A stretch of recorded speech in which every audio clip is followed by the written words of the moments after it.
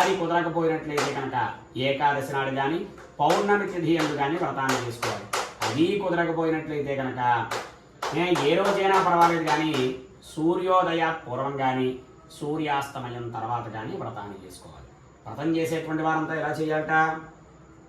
శిరాభ్యంగన స్నానం చేసి ఇంటికి తూర్పు ఈశాన్య భాగంలో గోమయం చేతానికి 5 రంగుల చూర్ణాలతో ముగ్గులు పెట్టి వస్త్రాన్ని పెట్టుకుని మండపాన్ని ఏర్పాటు చేసుకుని